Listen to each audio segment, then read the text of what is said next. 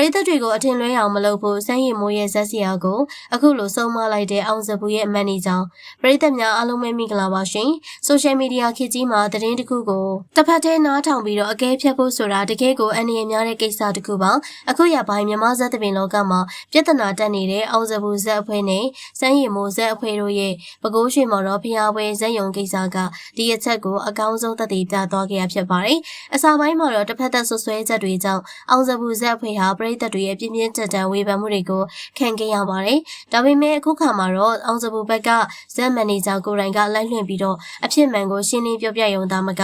စမ်းရည်မိုးရဲ့ဇက်စီယာကိုပါပရိသတ်ထင်လွဲအောင်မလုပ်ဖို့ပြပြတသားတတိပေးဆုံးမသွားပါတယ်။စမ်းရည်မိုးဇက်အဖွဲ့နဲ့နီးစပ်သူတွေရဲ့အဆိုအရပဲခူးဖျားပွဲမှာအောင်စပူဇက်အဖွဲ့အသုံးပြုပြီးခဲ့တဲ့ဇက်ယုံကိုဆက်လက်ငှားရန်ကပြခြင်းပေမဲ့အောင်စပူဘက်ကငှားလဲမငှားပေးတဲ့အပြင်သူတို့ဝင်ကားမဲ့အချိန်ရောက်မှဇက်ယုံကိုတမင်သက်သက်ဖျက်ချသွားခဲ့တယ်လို့ဆိုပါတယ်ဒီလိုလုံးရက်ကလောဖော်ကင်ဘက်အနုပညာရှင်အချင်းချင်းအပေါ်စေတနာမထားတဲ့မနာလိုဝင်တိုတဲ့လုံးရက်လို့ဆွဆွဲခဲ့တာပါဒီ post ကြောင့်ပဲတပင်ချစ်ပရိသတ်တွေကြားမှာအောင်စပူအပေါ်အမြင်ဆောင်သွားခဲ့ကြပြီးတော့ဝေဖန်တန်တွေစုညံသွားခဲ့ပါတယ်ဒီလိုချိန်ဒီမှာအောင်စပူဇက်အဖွဲ့ရဲ့မန်နေဂျာကိုရိုင်းကငြိမ်ခံမနေတော့ပဲလိုက်လွှင့်ကတကယ်မြေပြင်အခြေအနေကိုရှင်းပြလာခဲ့ပါတယ်အောင်စပူရဲ့မန်နေဂျာကအချက်ကြကြနဲ့အခုလိုထောက်ပြခဲ့တာပါဇက်ယုံကိုဖျက်ချခဲ့ရကတစ်ဖက်သားကိုဒုက္ခပေးခြင်းလို့စေတနာမထားလို့ဆိုတဲ့ဆွဆွဲချက်တွေကိုသူကအတိလင်းညင်းဆိုခဲ့ပါတယ်။ဇက်ယုံမငားပေးခဲ့တာမှန်ပါတယ်။ဒါပေမဲ့ဒါကမနာလိုလို့မဟုတ်ဘူးဆိုတာကိုရှင်းပြခဲ့တာပါ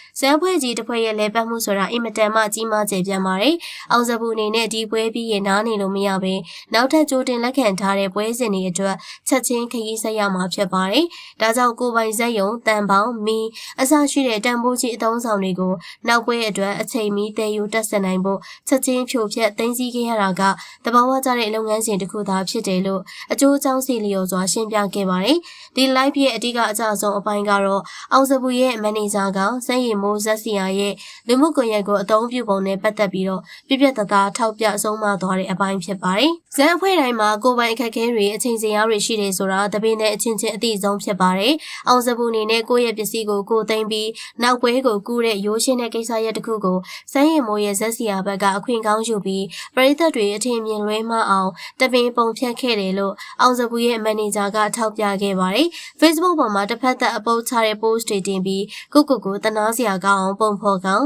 ပရိသတ်ရဲ့စိတ်ခံစားမှုကိုအသုံးချပြီးတော့တမင်သက်သက်ပွဲရှာနေရကအင်မတန်ရုပ်ဆိုးတဲ့လုပ်ရက်ဖြစ်တယ်လို့ပြင်းပြင်းထန်ထန်တုံ့ပြန်ခဲ့ပါတယ်။အနုပညာရှင်အချင်းချင်းပြဿနာတစုံတရာရှိရင်လူမှုကွန်ရက်ပေါ်တင်ပြီးတော့ပရိသတ်ကိုအထင်မှားအောင်မလုပ်ဘဲ